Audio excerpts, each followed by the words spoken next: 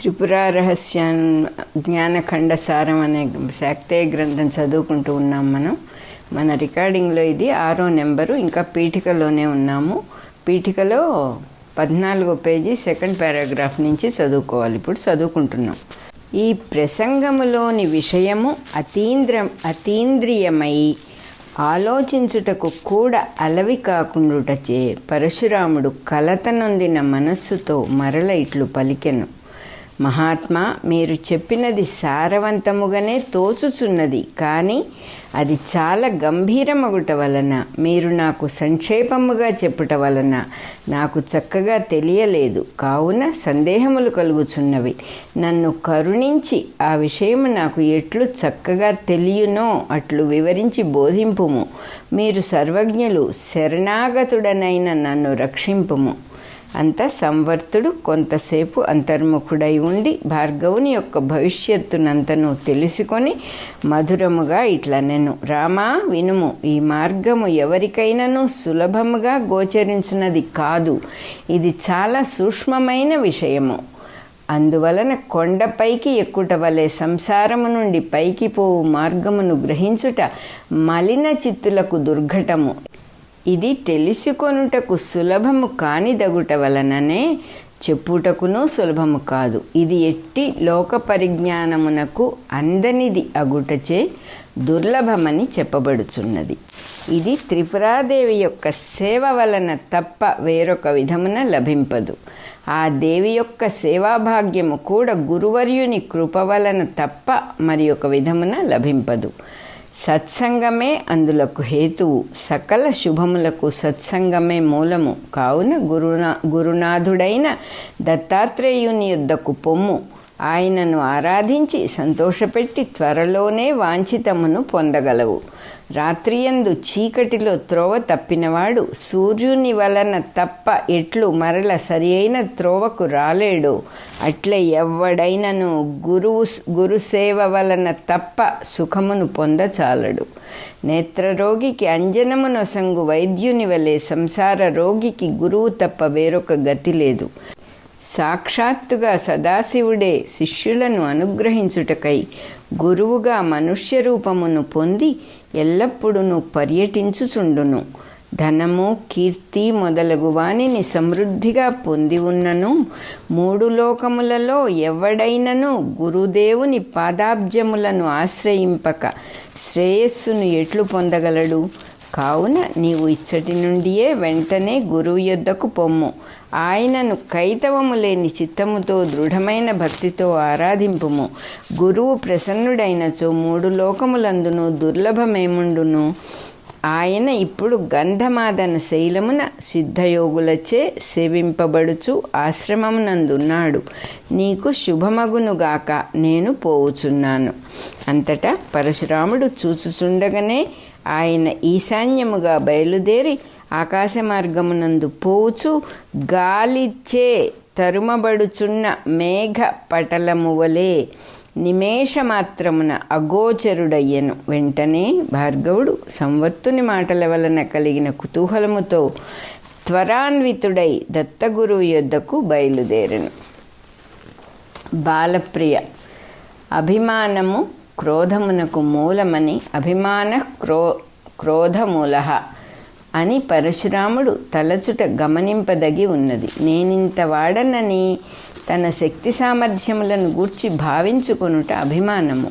పరశురాముడు మహావీరుడు. మహాకార్యములను సాధించుటకు కావలసిన ఉత్సాహశక్తియే మహావీరత్వము. మహావీరుడనైన నా తండ్రి యొక్క హోమధేనువును ఒక రాజు హరించుట ఏమి అను అభిమానము వలననే ఆయన యందు క్రోధము ప్రజ్వలించినది. జమదగ్ని సంహరింపబడినప్పుడు కూడా ఆ అభిమానము మూలముననే క్రోధము దావాగ్ని వలె విజృంభించి క్షత్రియాటవులను దహించినది. తండ్రి క్షమాగుణమును గూర్చి బోధించి ఉన్నను ఆయన క్షత్రియ సంహారమునకు పూనుకొనుటకు కూడా మహావీరత్వ అభిమానమే కారణము. ఏ వీరత్వముతో ఆయన శత్రు సంహారము కావించెనో ఆ వీరత్వముతోనే యజ్ఞములు చేసి పాపమును పోగొట్టుకొనెను. అట్లే ఆర్జించిన భూమి ఎంతయూ దానమునర్చి అందులో కూడా ఆయన సాటిలేని వీరత్వమును ప్రకటించెను. పిమ్మట ఆయన తపస్సునకు పూనుకొని దివ్యలోకములను పెక్కింటిని ఆర్జించి తపోవీరుడయ్యను. ఈ వీరత్వాభిమానము వలననే ఆయన యందు మాటిమాటికి క్రోధము విజృంభించుచుండెను. ఈ అభిమానము మొదటిసారిగా శ్రీరామునితోడి సంఘర్షణమున దెబ్బతినెను. శ్రీరాముని యందు వైష్ణవ తేజమును చూచినప్పుడు ఆయనకు నిర్వేదముతో పాటు ఆత్మవిమర్శ ఆరంభమైనది. జమదగ్నియు ధనుర్విద్యా విశారదుడే, కానీ ఆయన కార్తవీర్యునిపై పరాక్రమింపలేదు. తపశ్శక్తి సంపన్నుడయ్యును శపింపలేదు. అంతేకాదు, తన కుమారుడు మహారాజును సంహరించి విజేతయ్యై తిరిగి వచ్చినప్పుడు సంతోషింపకపోగా అది మహాపాపమని ప్రాయశ్చిత్తము చేసుకొమ్మని ఆదేశించినాడు. సమ్మానమును విషమునుగా, అవమానమును అమృతముగా బ్రాహ్మణుడు భావించవలెనని మనువు చెప్పిన ధర్మమును ఆయన దృఢముగా అవలంబించెను. తన కుమారుడును అట్లే ఉండవలెనని ఆయన బోధించెను. కానీ వీరత్వాభిమానము వలన ఆ బోధ పరశురామునకు పట్టలేదు. తన వంటి మహావీరుడు పూనుకొని దుష్ట శిక్షణము కావింపకున్నచో లోకమున ధర్మమెట్లు నిలుచును అను ఆవేశముతో ఆయన పరాక్రమించెను.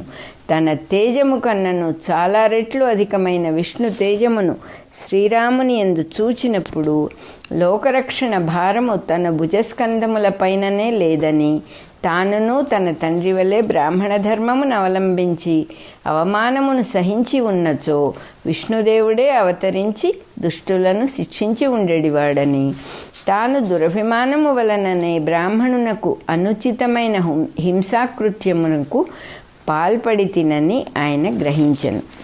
సరిగా ఆ సమయమునకు సంవర్తుడు ఆయనకు కనిపించెను. అది యాదృచ్ఛికమని అనుకొనవచ్చును. కానీ కర్మ సిద్ధాంతమును అనుసరించి ఏదియును నిష్కారణముగా సంభవింపదు. కొన్ని సంఘటనలకు కారణములు తెలియకపోవచ్చును. అంత మాత్రమున కారణములే లేవని తలపరాదు. సంవర్తుడు పోదలుచుకొన్నప్పుడు రెప్పపాటులో ఆకాశ మార్గమున అదృశ్యుడయ్యను కదా. పరశురాముడు తన్ను పట్టుకొనుటకై పరివెత్తి వచ్చినప్పుడు ఎలా అదృశ్యుడు కాలేదు అనగా, ఆయన పరశురాముని అనుగ్రహించుటకై వచ్చి అతని శ్రద్ధనట్లు పరీక్షించనన్నమాట. ఆయనను భార్గవుడు ఇంతకుముందు ఎన్నడూనూ చూడలేదు. మరి ఆయనకు అతని యందు అనుగ్రహము కలుగుటకు కారణమేమి? విష్ణుదేవుని ధ్యానించుచుండుమని తండ్రి పరశురామునకు తీర్థయాత్రలు చేయమని చెప్పిన సందర్భమున బోధించెను. అట్లే అతడు తీర్థయాత్రలు, యజ్ఞములు, తపస్సులు చేసెను. అవి పాప పరిహారమును కలిగించి కీర్తిని ప్రాభవమును కలిగించినవి.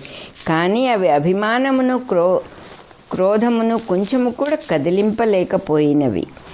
తన్ను ధ్యానించుచున్నందుకు ఫలముగా విష్ణుదేవుడు అనుగ్రహించి అతనిని సన్మార్గమునకు మరలింపనారంభించెను. ఆ దేవుని అనుగ్రహము వలననే శ్రీరామునితోడి సంఘర్షణమున పరశురామునకు అభిమానము భంగపడి తీవ్రమైన నిర్వేదము కలిగినది.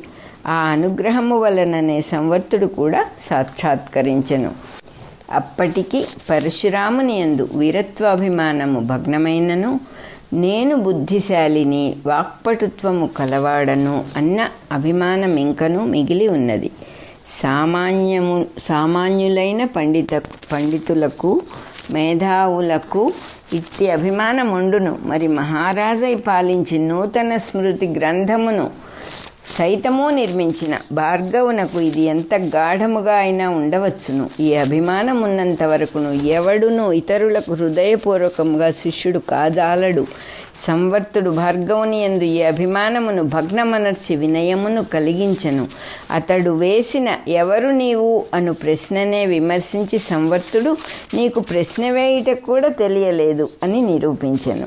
ఈ విమర్శకు భార్గవుడు విభ్రాంతుడయ్యను. అప్పుడు భార్గవుడు స్తబ్ధవాగ్బుద్ధి పౌరుషుడయ్యనట. అనగా ఆయన యందు వాక్కు యొక్క, బుద్ధి యొక్క పౌరుషము స్తంభించననే అర్థము. పురుషుని యొక్క ఉత్సాహము, పౌరుషము నేను చక్కగా మాట్లాడగలను అనుకొనుట వాక్పౌరుషము, నేను బుద్ధిశాలిని అనుకొనుట బుద్ధి పౌరుషము. ఈ రెండును స్తంభితములయ్యనగా వానికి సంబంధించిన అభిమానము భంగపడనన్నమాట. ఇది ఆయనకు 2వ పరాజయము. మన రికార్డింగ్ నెంబర్లో 6వ నెంబర్ అయిపోయింది. 18th పేజీలో ఫస్ట్ పారాగ్రాఫ్ అయిపోయింది.